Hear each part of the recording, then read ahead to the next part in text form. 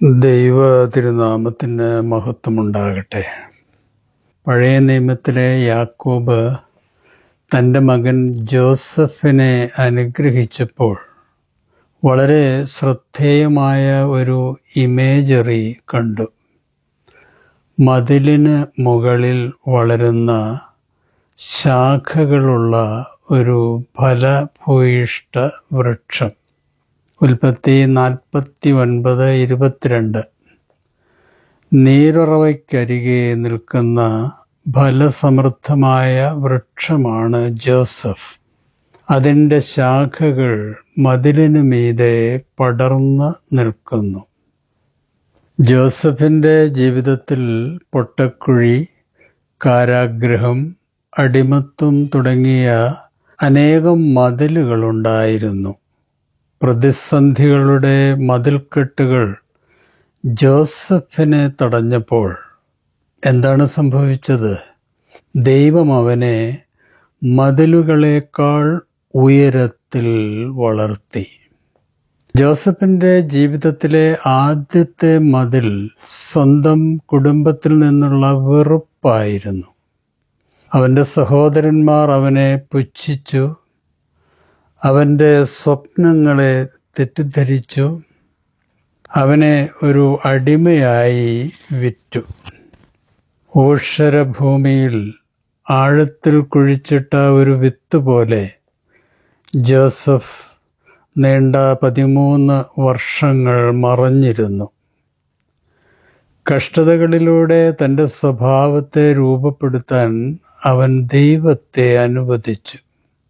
ജീവിതത്തിലെ തിരസ്കരണം ക്രിയാത്മകമായി പ്രോസസ് ചെയ്യുമ്പോൾ വൈകാരിക പ്രതിരോധശേഷിയും ആന്തരിക ശക്തിയുമൊക്കെ വളർത്തിയെടുക്കാൻ കഴിയുമെന്ന മനഃശാസ്ത്ര തത്വം ജോസഫിൻ്റെ ജീവിതത്തിലൂടെ തെളിയിക്കപ്പെട്ടു.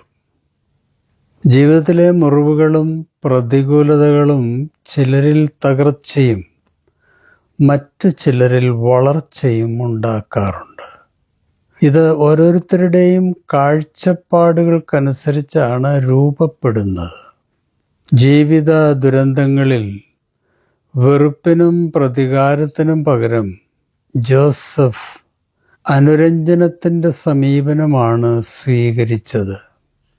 ജീവിതത്തിലെ ആഘാതങ്ങൾക്ക് ശേഷമുള്ള അതിജീവനത്തിന് സഹായകങ്ങളായ ഔഷധ ചേരുവകളാണ് മാപ്പുകൊടുക്കലും മറക്കലുമൊക്കെ.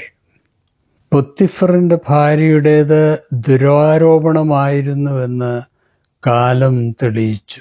പക്ഷേ അതിൻ്റെ പേരിൽ കാരാഗൃഹത്തിൽ അടയ്ക്കപ്പെട്ടത് ജോസഫിൻ്റെ ജീവിതത്തിലെ പ്രതിസന്ധിയുടെ രണ്ടാമത്തെ മതിലായിരുന്നു. ജോസഫിൻ്റെ ജീവിതത്തിലെ ഏറ്റവും നീളമുള്ള മതിൽ ജയിലായിരുന്നു. വർഷങ്ങളുടെ നിശബ്ദത, കാലതാമസം, അനീതി എന്നിവയുടെയൊക്കെ ദുരന്ത കാലഘട്ടമായിരുന്നു അത്. നമ്മൾ ആഗ്രഹിക്കാത്ത സ്ഥലങ്ങളിൽ വച്ചാണ് ദൈവം പലപ്പോഴും വലിയ വലിയ ജീവിത പാഠങ്ങൾ നമ്മെ പഠിപ്പിക്കുന്നത്. അതുണ്ടാക്കുന്ന കാലതാമസം ഒരിക്കലും നഷ്ടമായി നമ്മൾ കാണരുത്. അനുഗ്രഹ നിഷേധവുമല്ല. പിന്നെന്താണ്? അത് ദിവ്യമായ ഒരുക്ക സമയമാണ്. കഷ്ടപ്പാട് ദീർഘകാലം തുടരുമ്പോൾ പലരുടെയും പ്രത്യാശ മങ്ങിപ്പോകാറുണ്ട്. എന്നാൽ ജോസഫ് അപ്പോഴും സന്തുലിത മനോഭാവത്തോടെ ജീവിതത്തിൽ മുന്നേറി. തടവിലായിരുന്നപ്പോഴും അദ്ദേഹം സഹ തടവുകാരെ സേവിച്ചു. ദൈവത്തിൻ്റെ സമയമായപ്പോൾ ഒറ്റ ദിവസം കൊണ്ട് ജോസഫിനെ ജയിലിൽ നിന്ന് കൊട്ടാരത്തിലേക്ക് ഉയർത്തി. യെശയ്യാപ്രവചനം 55:8. കർത്താവ് അരുളി ചെയ്യുന്നു, എൻ്റെ ചിന്തകൾ നിങ്ങളുടേതുപോലെയല്ല, നിങ്ങളുടെ വഴികൾ എൻ്റേതുപോലെയും അല്ല. ദൈവത്തിൻ്റെ വിസ്മയ ചിന്തകൾ വിവേചിച്ചറിയുവാൻ മനുഷ്യബുദ്ധിക്കും നിർമ്മിത ബുദ്ധിക്കും കഴിയില്ല. അതൊരു വിസ്മയമാണ്. കാരാഗ്രഹ ജീവിതകാലങ്ങളിൽ ദൈവത്തിലുള്ള പ്രത്യാശയിൽ ജോസഫിൻ്റെ ഹൃദയം ആഴത്തിൽ നങ്കൂരമുറപ്പിച്ചു. അതുകൊണ്ട് ദൈവാശ്രയത്തോടെയുള്ള ജോസഫിൻ്റെ ഔദ്യോഗിക ജീവിതം വൻ വിജയമായിരുന്നു. തന്നെ ഉപദ്രവിച്ചവരോടുള്ള സമീപനമായിരുന്നു ജോസഫിൻ്റെ മുമ്പിലെ അവസാനത്തെ പരീക്ഷണം. മുറിവേൽപ്പിച്ച സഹോദരന്മാരെ ജോസഫ് ഉപാധികളില്ലാതെ സ്വീകരിച്ചു, മാപ്പ് കൊടുത്തു.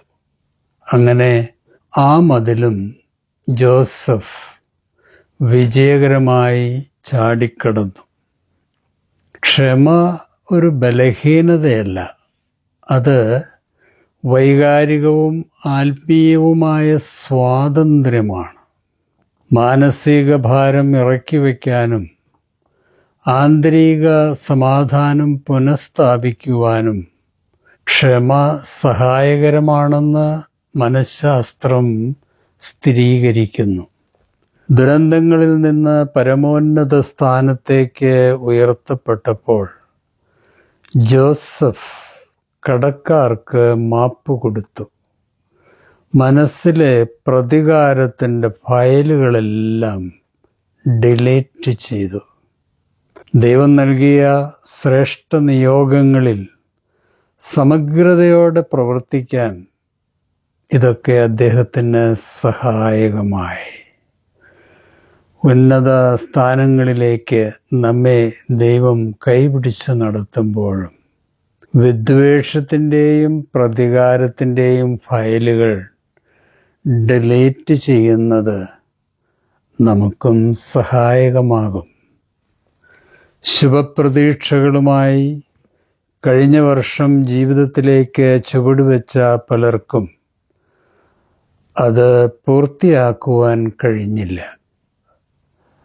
ജീവിത ദുരന്തങ്ങളും ചില മനുഷ്യരുമൊക്കെ മതിൽ കെട്ടി അവരെ തടഞ്ഞതായിരിക്കാം കാരണങ്ങൾ. ഉന്നത ലക്ഷ്യത്തിലേക്ക് ദൈവം നമ്മെ വഴിതിരിച്ചു വിടുന്നതാണ് അടഞ്ഞ വാതിലുകൾ എന്ന വിസ്മയ സത്യം നമ്മൾ തിരിച്ചറിയണം. അതുകൊണ്ട് നമുക്ക് മുമ്പിൽ വാതിലടയ്ക്കുമ്പോൾ നമ്മുടെ പ്രതീക്ഷകളെല്ലാം നശിച്ചു, ഇനി മുൻപോട്ടുള്ള വളർച്ച സാധ്യമല്ല എന്നൊന്നും നമ്മൾ ചിന്തിക്കരുത്. ഒരു വാതിലടയ്ക്കുമ്പോൾ 9 വാതിൽ തുറക്കാൻ ദൈവത്തിന് കഴിയും. വാതിലടച്ചതിനും തുറന്നതിനും നമ്മൾ ദൈവത്തിന് നന്ദി പറയണം.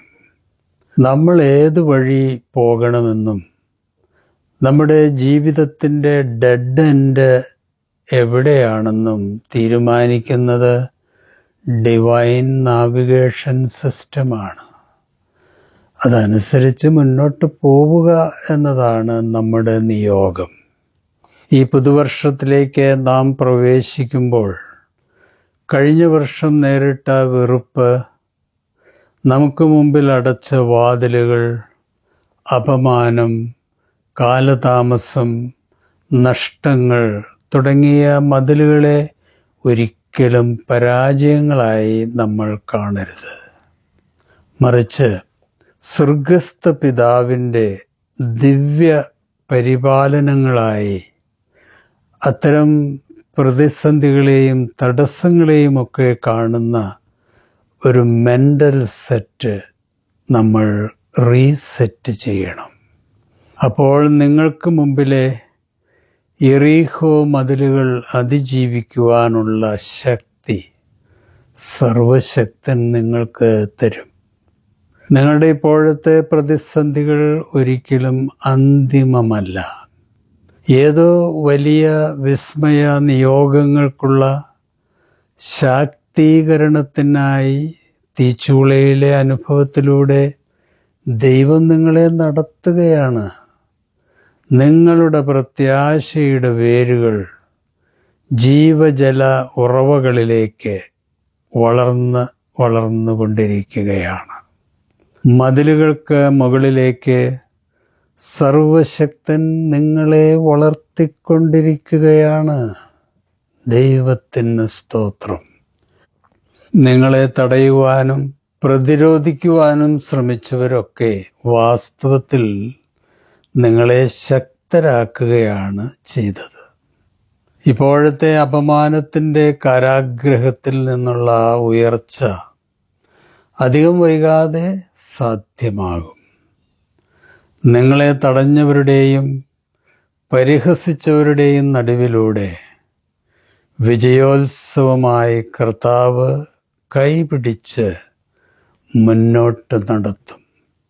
അമ്മയുടെ ഗർഭത്തിൽ ഉരുവാകുന്നതിനു മുമ്പ് നിങ്ങളുടെ ശുഭഭാവിയുടെ തിരക്കഥ എഴുതി തുടങ്ങിയ ഡിവൈൻ ഡയറക്ടർ ജീവിത കാൻവാസിൽ കഥയെഴുത്ത് തുടർന്നുകൊണ്ടിരിക്കുകയാണ്.